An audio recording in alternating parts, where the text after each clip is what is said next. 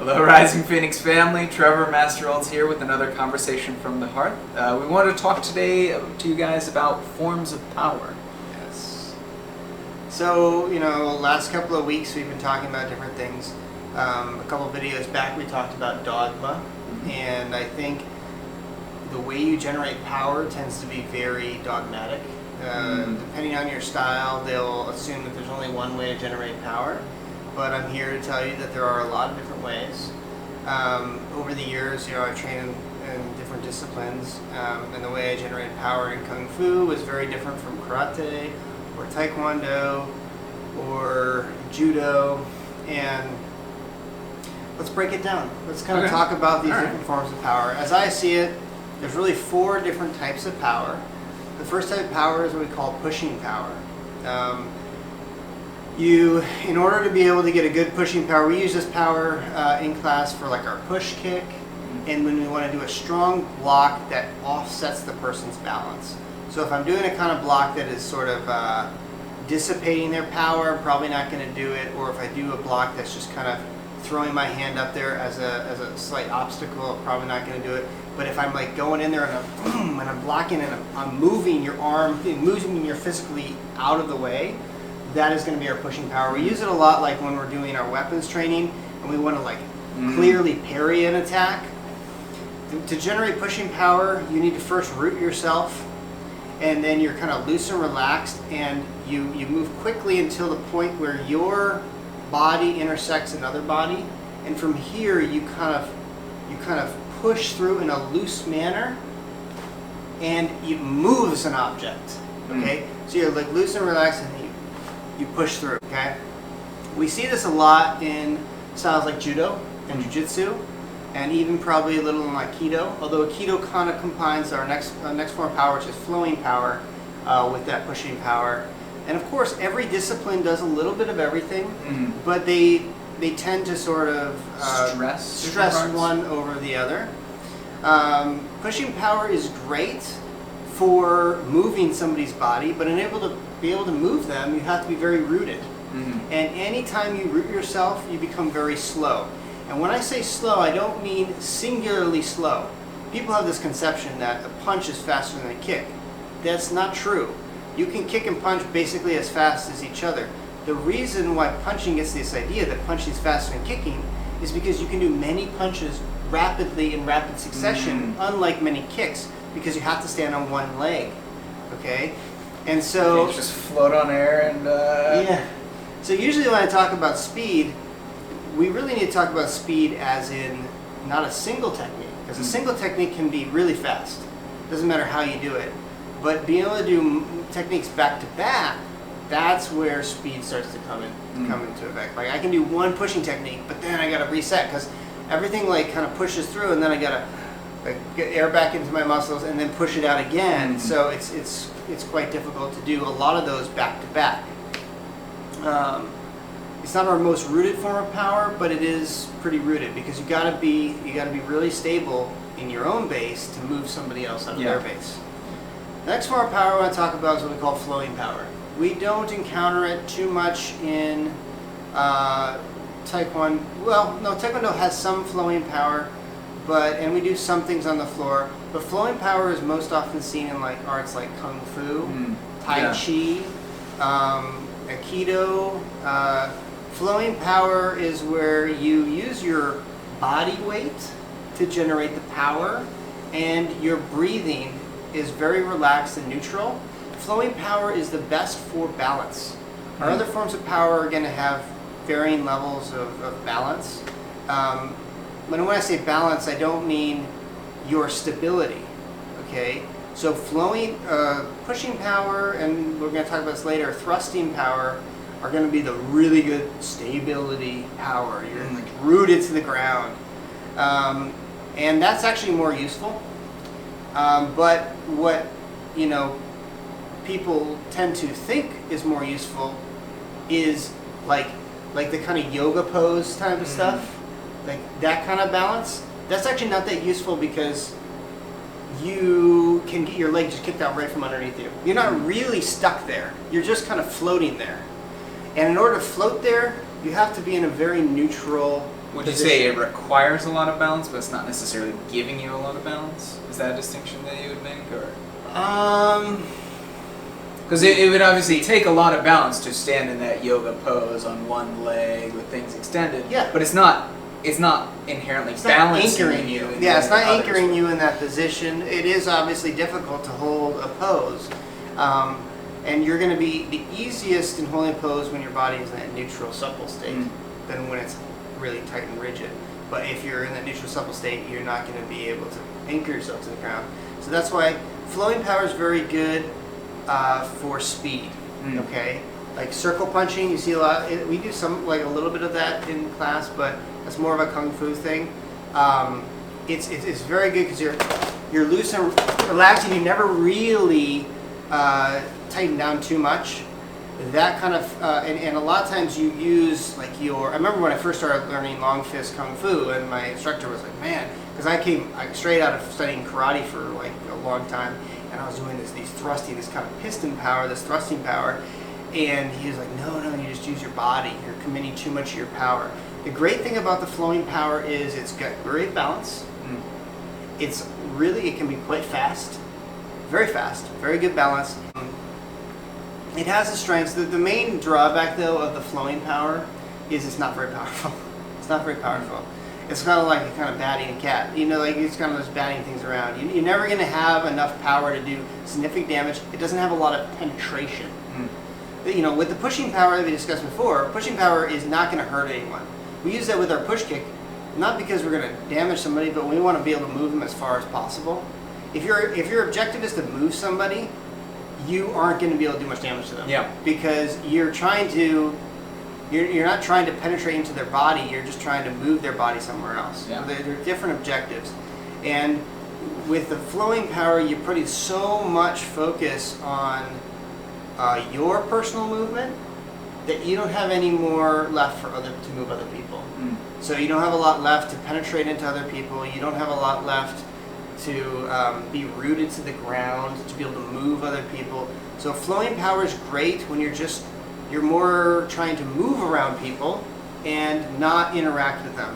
But when you start interacting with somebody, you really want to get into a more rooted state, which is going to be probably our pushing power or our thrusting power. Well, I don't know if this is reducing it down too much, but the thing that made me think of is if you're not rooted to the ground, the most weight you can use is your own body weight. And if you're comparing, I need weight to be able to push or move other objects, and if I'm limited by just my own body weight, well, that's going to be less than if I can root myself to the ground and I can use not just my own body weight, but the floor to kind of add to that. Yeah. So let's move on then to what we use the most here in Taekwondo, and I would say probably most striking arts use this the most. It's called snapping power.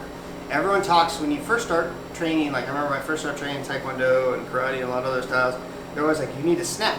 You need to snap. It's really important. You're just kind of throwing your leg out there. The reason why we snap is because if I just go like this to Trevor, even if I go like really hard in Trevor, I'm a little bit, playing it up. I'm not really pushing it, but Go flying off screen. It's not going to do much to him. Even when I'm pushing really hard, think about a good massage. A good massage person's really hard pushing into, but they're pushing in a very slow and controlled fashion, which is allowing your organs and everything to kind of move to the side and just kind of let your muscles kind of move out of the way and just kind of get into it. But you want to penetrate the person because you want to do actual damage. So you have to snap at the last second. And the great thing of the snap is like this kind of concussive dong thing where you hit here and the force actually goes through and into that person.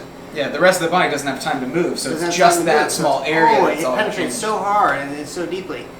And I think, honestly, if you're going to pick one form of power to commit to as a complete philosophy, it would be the snapping power.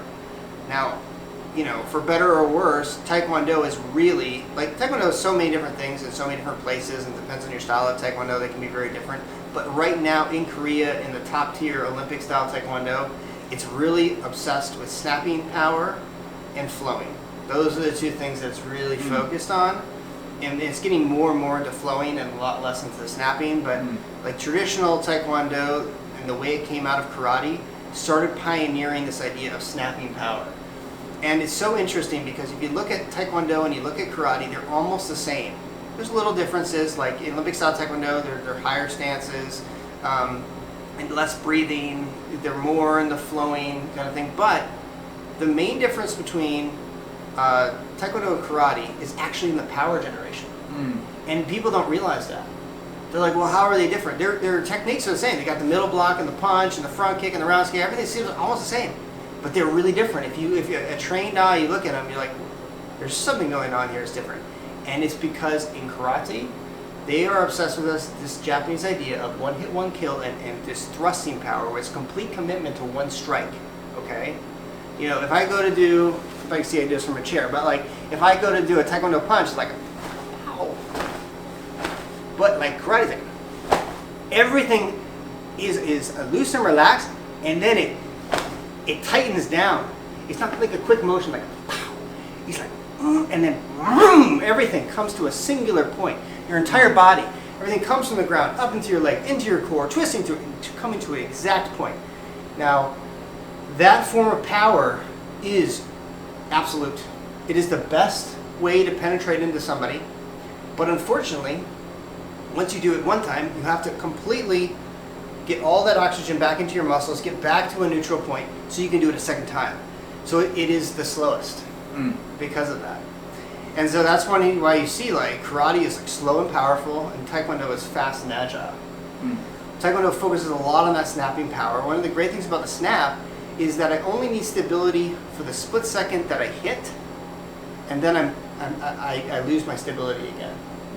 So I'm loose and relaxed, I stabilize, bam, and then I'm back into that neutral flowing state. And that's why flowing and snapping power seem to work really well together, and that's why you see that a lot in sport fighting, where the main focus is to be agile and move around, and then just score a light strike with enough power to be considered a point and to look like a point, but not enough to penetrate deeply into the person. And so, you know, like a really good martial artist needs to understand all these forms of power and use them at different times. When we're doing that jab, we do not want to do a jab with a thrusting power, because a jab is that rangefinder, that setup, right? Yep. That's like power. That's that kind of snapping power, and then the reverse punch or the cross. That's that thrusting power where you're coming through and trying to annihilate the person once you've found that range. And I think going back to the whole idea of dogma that we were talking about before, the problem is people get very dogmatic and they think, you know, like when I went to my kung fu class and the guy was like, no, that form of power is wrong. You can't do that karate power. You have to do my power. Well, look, your power has some strengths, but it's also kind of wrong. And, you know, everyone needs to, like, and the karate guy, he would say the flowing power and the pushing, you know, other things, they were wrong too. So that's why I'm trying to teach you guys. Look, there are, in my experience, at least these 4 forms of power, and they don't usually come in their raw form. They usually come in a sort of mix and mingle between different forms of power that work best for that particular technique. And they're all really useful in different times. When we're moving around and trying to keep a distance, we want to be in a flowing state. When we want to initiate, we want to be in a kind of a snapping power. When we go dive in deep and we want to try to like erase the threat, we want to be in that thrusting power. When we grab hold of somebody and we want to move them out of position, like throw them to the ground or sweep out their leg, we want to be in that pushing power where we're very rooted and relaxed, and we're driving as if to move that human body. Anyway, guys, this is like some higher level stuff, and I think, you know, first few months or years on the mat, I think it might be hard to really internalize what I'm talking about, but I want you to think about this as you're going forward and you're learning your different techniques, because ultimately I think you're going to have a so much deeper understanding of the martial arts and how they really work and come together. And I think when you do that, and the reason why I'm so obsessed with trying to teach this stuff is because I think when you do that, you're going to be not like those dogmatic martial artists that we were talking about. You're going to be like really understand, like, oh, yeah, that's really interesting in its own way and in its own environment, and that's really interesting too, and they all make sense. You just have to know where they're coming from. Yeah. But anyway, that's what we have to talk about today. Those 4 forms of power, just to reiterate, we have our pushing power, our flowing power, our snapping power, and our thrusting power. Let's go home and work on those different forms of power. And until next time, let's keep training hard.